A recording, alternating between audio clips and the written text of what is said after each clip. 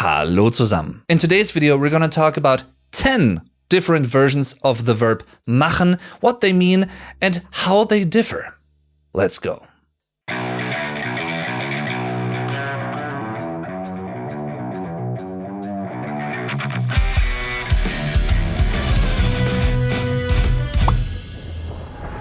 Most of these following variations of the verb machen, to make, have one thing in common, and that is how they are composed, because they are pretty much compound verbs, if you will. You may have heard of compound words, meaning merged words. Two different words merged into one, and with a combined meaning most of the time. And that also applies to other types of words, for instance, verbs. Verben. And in these cases, we mostly deal with the combination of a preposition and a verb, merging to a new verb with a combined meaning. Don't worry though, because there is good news for German language learners like you guys. Because many of these terms that I'm gonna be talking about are antagonists, contrasting terms that basically, contradict each other in a way, but therefore you might be able to memorize them better. Let's begin with the first two ones, aufmachen and zumachen. Even though both feature the verb machen, their meaning differs because of different antagonistic prepositions. Auf. Depending on the context, it means on, onto, to, for, at, onto, or upon. And zu. Depending on the context, it means to, on, at, and towards. This contrasting pair of verbs often gets used in relation to objects like doors, crates, or something else you can either open or close. Kannst du die Tür bitte zumachen? Could you please close the door? In this sense, zumachen is a synonym to schließen, to close, and aufmachen is a synonym to öffnen, to open. Some conjugated forms of these verbs also separate the preposition from the verbal stem, but they still correlate to each other. For instance, ich mache die Kiste auf. I open the crate. Pretty self-explanatory, right? And the same is true for vormachen, nachmachen. Imagine you're teaching a parrot to say something specific. In order for the parrot to learn the sound of the words and which actions are supposed to trigger them, you need to speak to the parrot and tutor it directly. Ich mache dem Papagei vor, wie man Hallo sagt. I'm showing or teaching the parrot how to say Hallo. And once the parrot has fully learned the verbalization, it can reproduce them. Der Papagei macht mich nach. The parrot imitates me.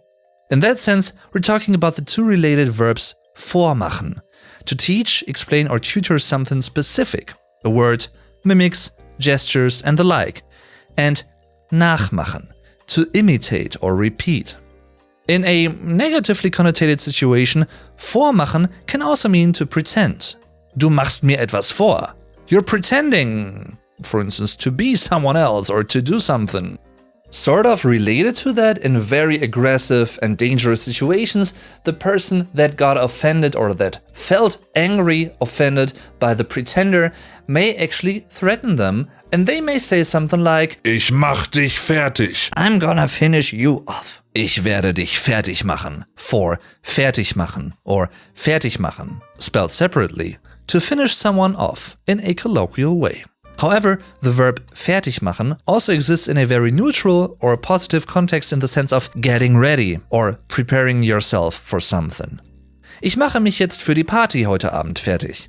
I'm gonna get ready for tonight's party now. Isn't it interesting how the same term can mean something positive but also something very negative or aggressive? Now imagine being, let's say, an athlete. Maybe even a runner. The start of the race is only minutes away and your coach tells you to prepare for the race, which you do both mentally and physically. The coach may say to you, mach dich bereit, get ready or prepare yourself, for bereit machen, to get ready or prepare for something, often used as a reflexive verb, meaning directed at oneself, at yourself. Sich bereit machen, preparing myself for a certain task or situation. For this next term, imagine you're visiting a friend and it's a nice cozy day and you eat like cake, coffee, whatnot, However, all of a sudden, your friend jumps up onto the chair and they scream, "No! A spider! Could you please get rid of it?" Kannst du die Spinne bitte wegmachen? Could you please get rid of the spider? For wegmachen, to remove or get rid of something or someone. Be careful with the enunciation of the adverb weg here, though. It looks just like the common German noun der Weg, the way, but whereas the noun contains a stressed long vowel, der Weg, the adverb weg, away or off, has a short, unstressed vowel. Before we get to a pair of very common verbs with machen in them, let's talk about a rarely used one, or let's say a very specific one, that is. For a very specific context, well, at least I can't really think of another context in which people would use this term. I'm talking about the verb einmachen. Einmachen, to preserve or bottle. Gets used whenever someone may preserve or bottle marmalade or something similar. Ich mache die Marmelade ein. I'm making or preserving the jam, the marmalade. Sometimes even the seemingly simple terms hide a second meaning. And well, that is true for anmachen. Just picture a lamp which you can either turn on or off. Ich mache die Lampe an. I'm turning the lamp on. Or ich mache die Lampe aus. I'm turning off the lamp.